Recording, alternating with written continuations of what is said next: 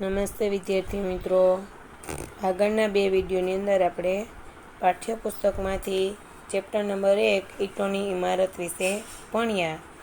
ત્યારબાદ આપણે હવે તે સ્વાધ્યાયપોથીમાં પૂરીશું. તો ઈંટોની ગોઠવણી, એમાં પહેલું જોઈએ ઈંટોની વર્તુળાકાર ગોઠવણીનો નમૂનો દોરો. પ્રશ્ન એક અહીંયા તમને વર્તુળાકાર ઈંટોનો નમૂનો કઈ રીતે દોરવાનો છે તે તમારે અહીંયા ડિઝાઇન પાડવાની છે. તો તેના માટે જોઈએ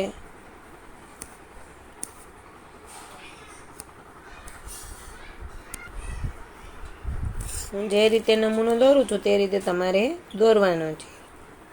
તો અહીંયા પહેલાં તમારે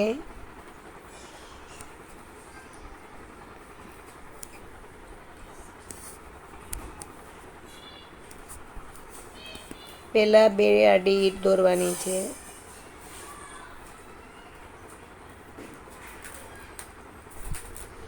આ બે ઈંટ દોરાઈ ગયા બાદ તેની ફરતે 4 ઈંટ ગોળાકાર રીતે ગોઠવવાની છે.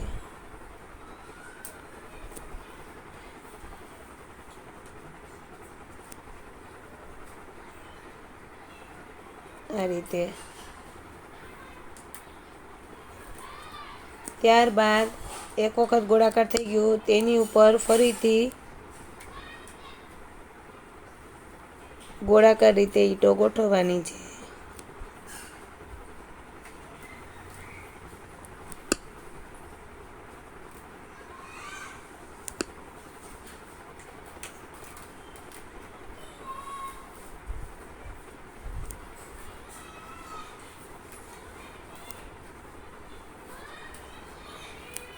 તો આ રીતે તમારે ગોળાકાર ઈંટો ગોઠવતી જવાની છે અને બનાવતી જવાની છે.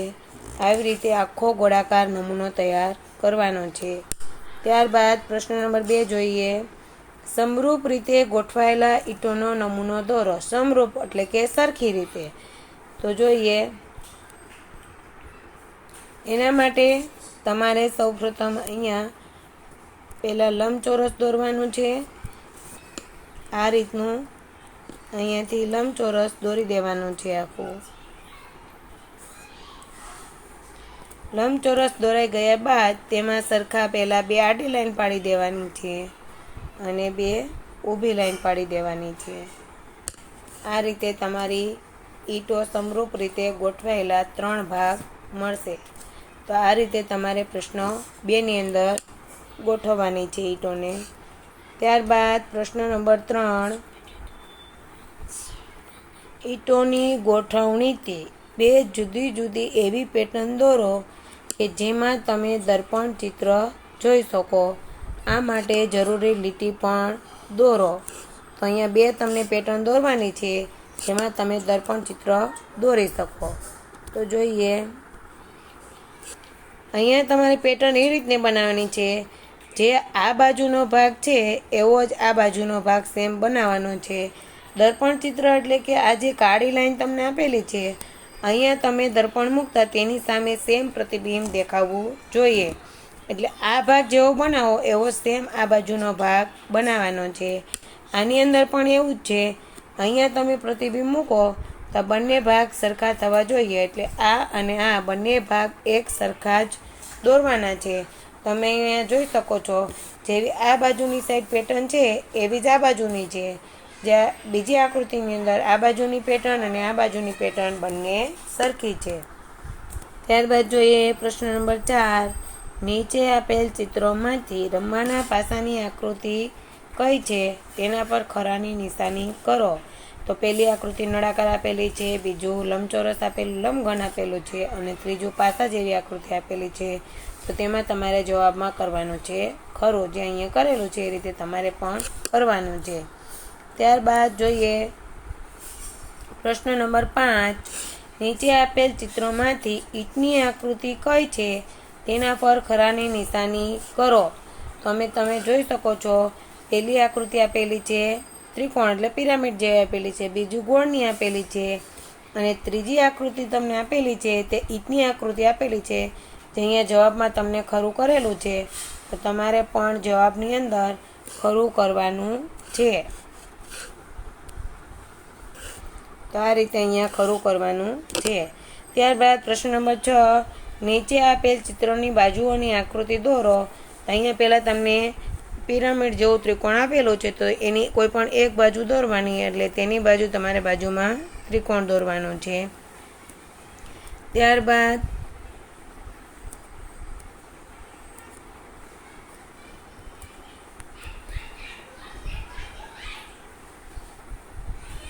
આ રીતે ત્રિકોણ દોરવાનું છે. ત્યારબાદ બાજુમાં દોરવાનું છે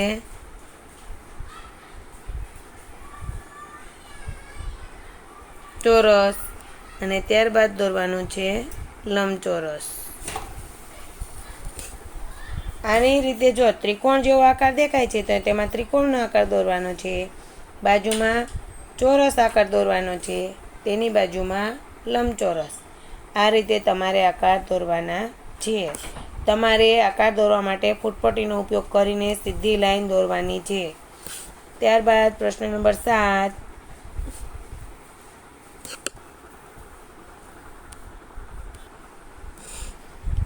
રમવાના પાસાને કુલ ખાલી જગ્યા બાજુઓ હોય છે. તો રમવાના પાસાને કુલ કેટલી બાજુ હોય? 6. તો તમારે જવાબમાં લખવાનું છે 6 બાજુઓ હોય છે.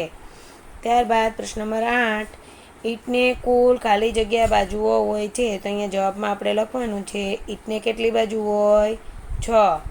ત્યારબાદ પ્રશ્ન નંબર 9, ઈંટની 2 બાજુઓ ચોરસ હોય છે. તો જવાબમાં તમારે લખવાનું છે ખોટો, ઈંટની કોઈ પણ બાજુ ચોરસ હોતી નથી. પ્રશ્ન નંબર 10, રમવાના પાસાની બાજુનો આકાર કેવો હોય છે? તો ચોરસ. તો જવાબમાં લખવાનું છે ચોરસ. ત્યારબાદ પ્રશ્ન નંબર 11, નળાકાર ભૂંગળાની 2 છેડા પરની બાજુઓનો આકાર વર્તુળ હોય છે કે ગોળ હોય છે? ત્યારબાદ પ્રશ્ન નંબર 12, ઈંટની માગ્યા મુજબની બાજુ દોરો. ઈંટને તો અહીંયા આપણે ઈંટની સૌથી નાની બાજુ દોરવાની છે, સૌથી મોટી બાજુ, અને ઈંટની 3 બાજુ દેખાતું હોય તેવું ચિત્ર દોરવાનું છે. તો અહીંયા પહેલું જોઈએ આપણે, તો ઈંટની નાની બાજુ દોરીશું.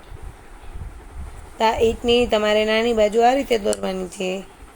ત્યારબાદ ઈંટની મોટી બાજુ દોરીશું.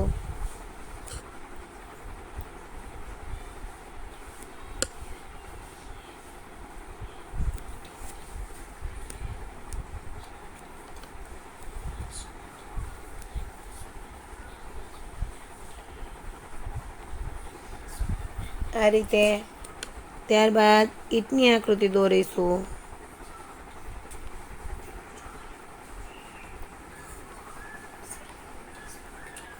આ રીતે. તો તમારે ઈંટની સૌથી નાની બાજુ, સૌથી મોટી બાજુ અને ઈંટની 3 બાજુ દેખાય એવી આકૃતિ, 3 બાજુ એટલે કે ઉપરની બાજુ અહીંયા અને અહીંયા 3 બાજુ દેખાય એવી આકૃતિ દોરવાની છે.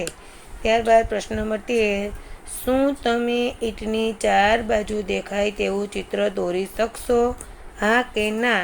તો અહીંયા તમારે ઉત્તર એરો મારીને લખવાનો છે ના, ઈંટની 4 બાજુ દેખાય તેવું ચિત્ર દોરી શકાય નહીં.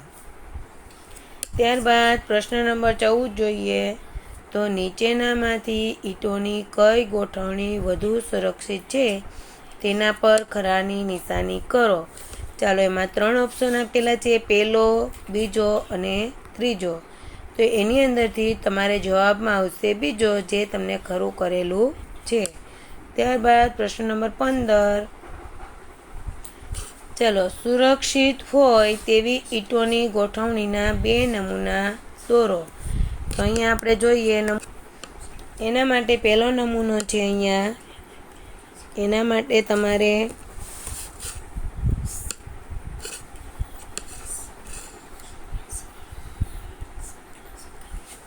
આવી રીતે લાઈન દોરીને પહેલાં લંબચોરસ બનાવી દેવાનું છે. ત્યારબાદ એના લંબચોરસમાંથી 2 સરખા ભાગ કરી દેવાના છે, એટલે 1, 2 અને 3 સરખા ભાગ પડશે.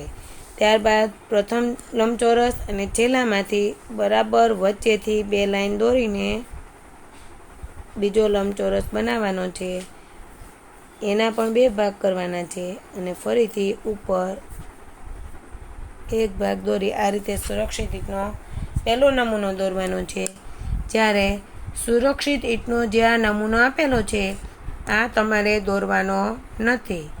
આની જગ્યાએ તમારે અહીંયા પ્રશ્ન નંબર 16ની અંદર જે પેટર્ન આપેલી છે તે પેટર્ન તમારે આમાં દોરવાની છે, જે હું અહીંયા દોરું છું.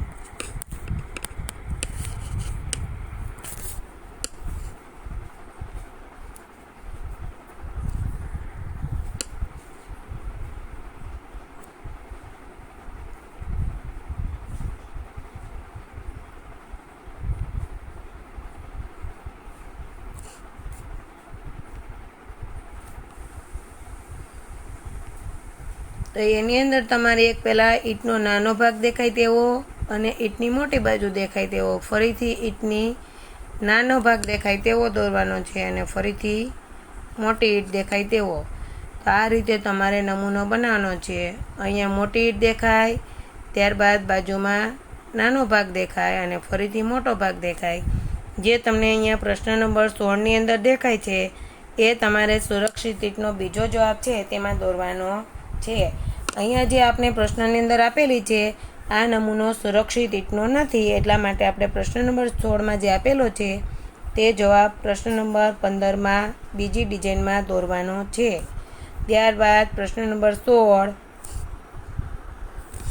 દિવાલમાં ઈંટોની ગોઠવણી દર્શાવતો નમૂનો દોરો. તો આની અંદર આપણે દિવાલની અંદર ઈંટોનો નમૂનો દર્શાવતો હોય તેવો દોરવાનો છે. એના માટે સૌપ્રથમ તમને અહીંયા જે ચોરસ આપેલા છે એની અંદર એક નાનું ચોરસ થોડું પાડી દેવાનું છે. ત્યારબાદ એમાં આ રીતની લીટી પાડી દેવાની છે.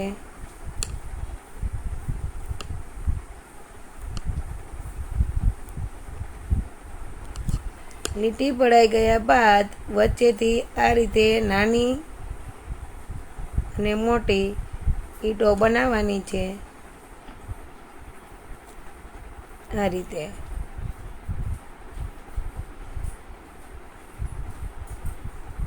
રીતે તમારે દિવાલની પેટર્ન બનાવવાની છે.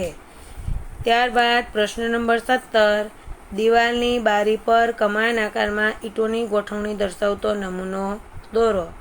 તો અહીંયા કમાન આકારમાં આપણે ઈંટોનો નમૂનો દોરવાનો છે. જોઈએ. તેના માટે સૌપ્રથમ તમારે આવી રીતે ગોળાકાર 2 લાઈન પાડવાની છે. ત્યારબાદ થોડા અંતર ઉપર આ રીતે 2 લાઈન દોરવાની છે. લાઈન દોરાઈ ગયા બાદ આ રીતે તેમાં કાપા પાડીને ઈંટોની ગોઠવણી કરવાની છે.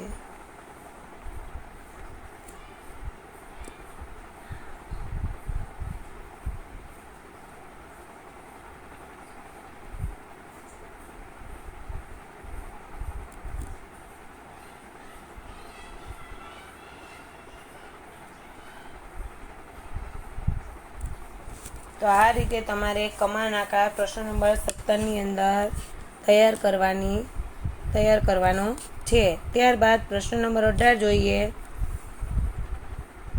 દિવાલમાં ઈંટોની જાળીનો નમૂનો દર્શાવતી આકૃતિ દોરો. તો એની અંદર તમારે અહીંયા તમે જોઈ શકો છો કે આ રીતે ઈંટોની ગોઠવણીની મદદથી જાળી દેખાય એ રીતે નમૂનો બનાવવાનો છે. એની અંદર તમારે આ પેટર્ન દોરવાની છે, જે તમારે પાઠ્યપુસ્તકમાં પણ આપવામાં આવેલી છે.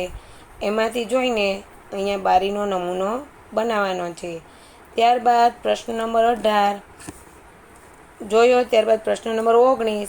પ્રશ્ન નંબર 19ની અંદર ઈંટોથી બનેલા ઝરૂખાનો નમૂનો દર્શાવતી આકૃતિ દોરવાની છે. તો ઝરૂખો દર્શાવતી આકૃતિમાં સૌપ્રથમ એક આ નાનું ચોરસ પાડી દેવાનું છે. ચોરસ પાડીને એની અંદર પહેલાં ઝરૂખાની ડિઝાઇન દોરી દેવાની છે. આ રીતે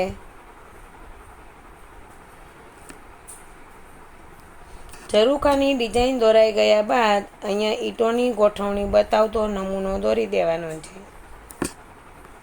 એટલે કે દિવાલની અંદર ઝરૂખો દેખાતો હોય તેવું પેટર્ન કરવાની છે. તો આ રીતે તમે પેટર્ન કરી શકો. તો આ રીતે પ્રશ્ન નંબર 19ની અંદર પછી તમારે જે આ વચ્ચેનો ભાગ છે તમારી પેન્સિલથી ડાર્ક કરી દેવાનો છે. તો ઈંટોથી બનેલા ઝરૂખાના નમૂનો દર્શાવતી આકૃતિ, એમાં તમારે આ નમૂનો દોરવાનો છે. ત્યારબાદ પ્રશ્ન નંબર 20,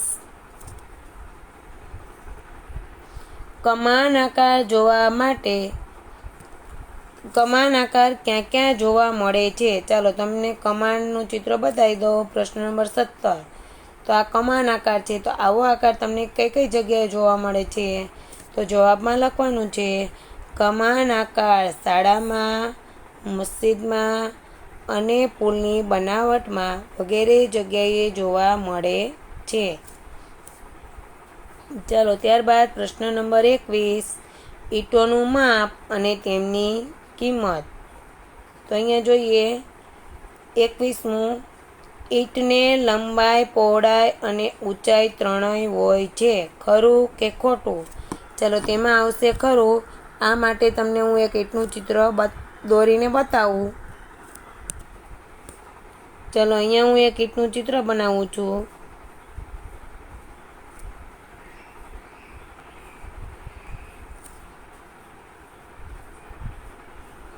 આ બનાવ્યું આપણે ઈંટનું ચિત્ર. હવે આ જે ભાગ છે તે તેની શું છે? લંબાઈ છે. ત્યારબાદ આ જે ભાગ છે તેની પહોળાઈ છે અને આ જે ભાગ છે તેની ઊંચાઈ છે. તો ઈંટને લંબાઈ, પહોળાઈ અને ઊંચાઈ ત્રણેય હોય છે. તો એમાં આવશે ખરું.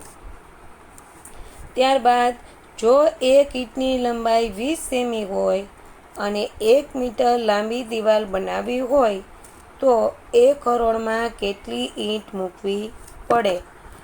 તો અહીંયા જોઈએ 1 મીટર બરાબર 100 સેમી આપેલ.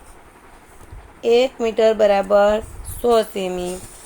તો એક ઈંટની લંબાઈ 20 સેમી છે. કેટલી આપેલી છે? એક ઈંટની લંબાઈ આપણે 20 સેમી. તો 100 સેમી કરવા હોય તો 20 સેમીની એક ઈંટ મૂકીએ, ફરીથી 20 સેમીની એક મૂકીએ, ત્યારબાદ ફરીથી 20 સેમીની એક અને 20 સેમીની એક, 20, 40, 60, 80 અને 100.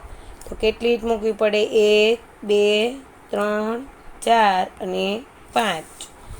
તો એક ઈંટની લંબાઈ 20 સેમી હોય તો 100 સેમી લાંબી દિવાલ બનાવવા માટે 100 ભાગ્યા 20 કરો તો પણ તમને ડાયરેક્ટ જવાબ મળે.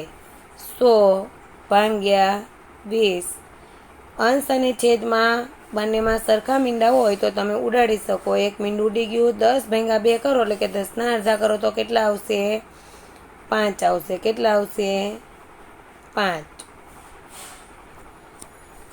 તો 5 ઈંટ હરોળમાં મૂકવી પડે. ચલો ત્યારબાદ પ્રશ્ન નંબર 23, ઈંટોની ભઠ્ઠીમાં ધુમાડિયું કેટલું ઊંચું હોય છે? તો તેમાં જવાબમાં આવશે, અહીંયા તમને ઉત્તર સી આપેલો છે, આશરે 15 મીટર. ચલો ત્યાર પછી પ્રશ્ન નંબર 24, ઈંટ બનાવવાની ક્રિયા લખો. તો તેમાં સૌથી પહેલાં આપણે ઈંટની પ્રક્રિયાના ચિત્રો આપણી પાઠ્યપુસ્તકમાં આપેલા છે. તો સૌથી પહેલાં જમીનને ખોદીને માટી કાઢવામાં આવે છે. કાઢેલી માટીનો પહેલાં ઝીણો ભૂકો કરવામાં આવે છે.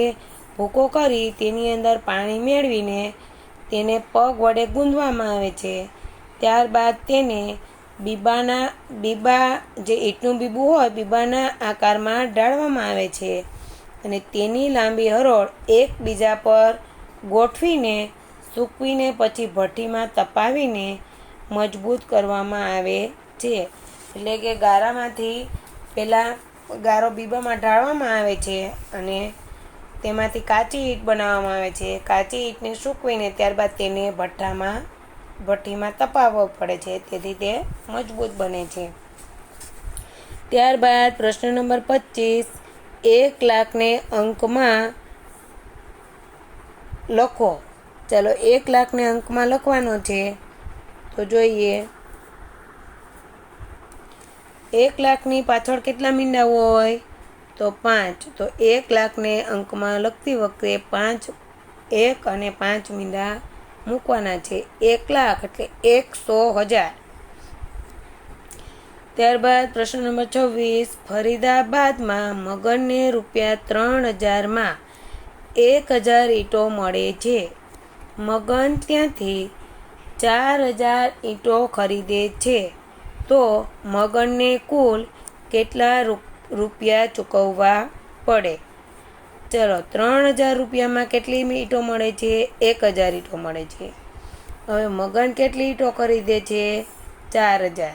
તો 1,000 ઈંટો ખરીદે ત્યારે તેને 3,000 રૂપિયા ચૂકવવા પડતા. તો જોઈએ 1,000 ઈંટની કિંમત કેટલી છે? 3,000 રૂપિયા. તો 4,000 ઈંટો લેવાની છે એને. તો 4,000 ઈંટો એટલે કે 1,000ની 4 ગણી ઈંટો ખરીદે. કારણ કે 1,000 ગુણ્યા 4 કરો ત્યારે એના 4 ગણા થાય. 1,000 ગુણ્યા 4 એટલે કેટલા આવશે? 4,000 થાય. એ જ રીતે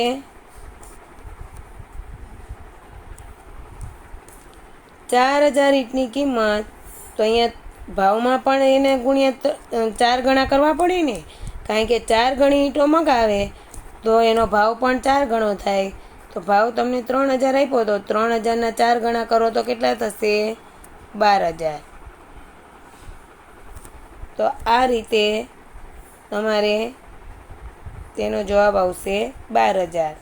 તેથી મગનને 4,000 ઈંટો ખરીદવા માટે 12,000 રૂપિયા ચૂકવવા પડે. કારણ કે 1,000 ઈંટો હતી ત્યારે 3,000 રૂપિયા ચૂકવતા હતા. અને આ દાખલો તમે બીજી રીતે પણ કરી શકો છો.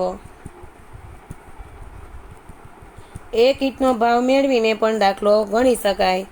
તો 3,000 રૂપિયા છે તેને ભાગ્યા 1,000 ઈંટ કરશો એટલે તમને એક ઈંટનો ભાવ મળશે. અહીંયા અંશ અને છેદ બંનેમાં મીંડા સરખા છે તો તમે ઉડાડી શકો. તો 3 રૂપિયા ભાવ એક ઈંટનો થાય. તો હવે આપણે ઈંટ કેટલી લેવાની છે? 4,000 ઈંટ લેવાની છે. તો 4,000 ગુણ્યા કેટલા કરવાના? 3. તો પણ તમારે દાખલાનો જવાબ 12,000 રૂપિયા જ આવશે. આ રીતે પણ તમે દાખલો કરી શકો. ત્યારબાદ પ્રશ્ન નંબર 27. ₹4,000માં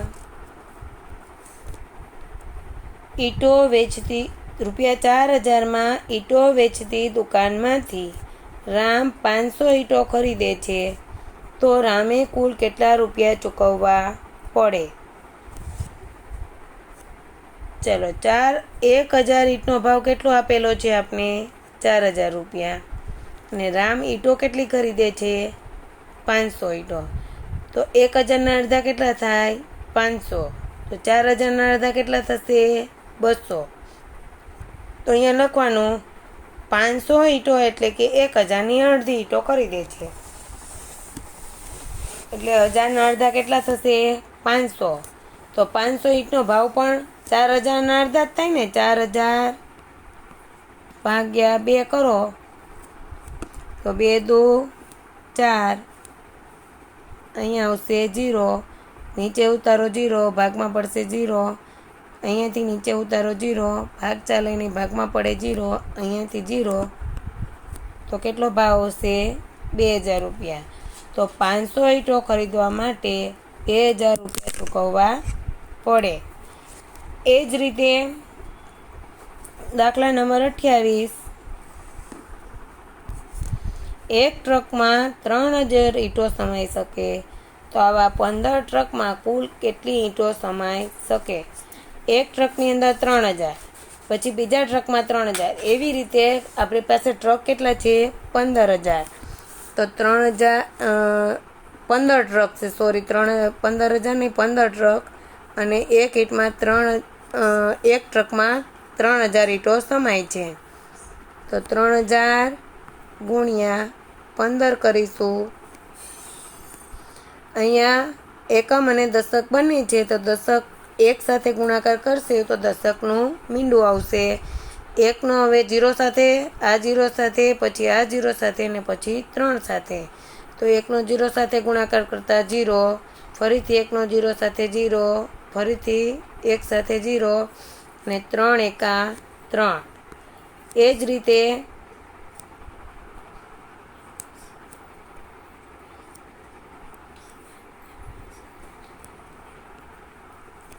3નો પહેલાં 0 સાથે, 5નો 0 સાથે એટલે 0, 5નો ફરી 0 સાથે 0, 5નો ફરી 0 સાથે 0, 5 તેરી 15,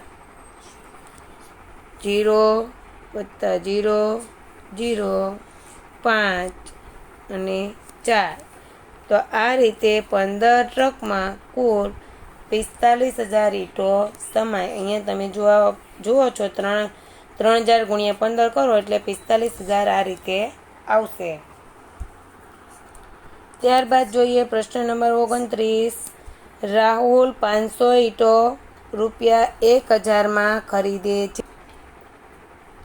તો આવી 1500 ઈંટોની કુલ કિંમત શોધો. 500 ઈંટો 1,000માં ખરીદે તો ₹1,500 એટલે 500ની 3 ગણી ખરીદે છે. કેટલી? 500 ગુણ્યા 3, 0, 5 તેરી 15. 500ની 3 ગણી ખરીદે છે, તો પણ એને કિંમત પણ 3 ગણી જ આપવી પડે. તો 1,000 ગુણ્યા 3 કરવાના છે. 0, 0, 0, 3 એકા 3. તો અહીંયા જો રાહુલ 500 ઈંટો 1000માં ખરીદે તો 1500 ઈંટ એટલે 500 ગુણ્યા 3. 1500 ઈંટની કિંમત 1,000 ગુણ્યા 3 એટલે કે 3 ગણી. કારણ કે 500 ઈંટ છે એના 3 ગણા ઈંટો ખરીદે છે. તો ઈંટો જેટલો ₹500 માટે 1000, ફરીથી બીજા ₹500 માટે 1000 અને ફરીથી ત્રીજા ₹500 માટે 1000, તો કુલ કેટલા થશે? 3000. તો આ રીતે તમારે રાહુલને 1500 ઈંટો ખરીદવા માટે ₹3000 ચૂકવવા પડશે. ત્યારબાદ તમને અહીંયા જોડકું આપેલું છે, તો અહીંયા તમે જોઈ શકો છો પહેલું નળાકાર આપેલું છે. તો નળાકારને અહીંયા તમારે નીચે જોઈ શકો છો આ રીતે જોડવાનું છે. જે 2 રાઉન્ડ અને ચોરસ આપેલું છે તે નળાકાર સાથે જોડવાનું છે. ત્યારબાદ ત્રિકોણ આપેલું છે, જેની સામે જ ત્રિકોણ આપેલું છે, તો તેને ત્રિકોણ સાથે જોડીશું. ત્યારબાદ અહીંયા ચોરસ આપેલું છે, ચોરસની સામેના આકાર બાજુ ચોરસને જોડીશું અને લંબચોરસના આકારને લંબચોરસ સાથે જોડીશું. આ ત્રિકોણ, લંબચોરસ અને ચોરસ આગળ એની બાજુ આપણે જોઈ ગયા. ફક્ત આ એક જ નવો આકાર છે જે છેલ્લી લાઈન સાથે જોડીશું.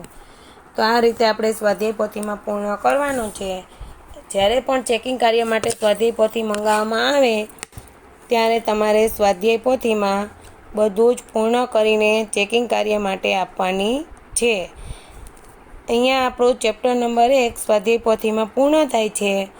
ફરીથી આપણે ચેપ્ટર નંબર 2 પાઠ્યપુસ્તકમાં ચલાવીશું અને ત્યારબાદ સ્વાધ્યાય પોથીની અંદર બીજો પાઠ ચાલુ કરીશું.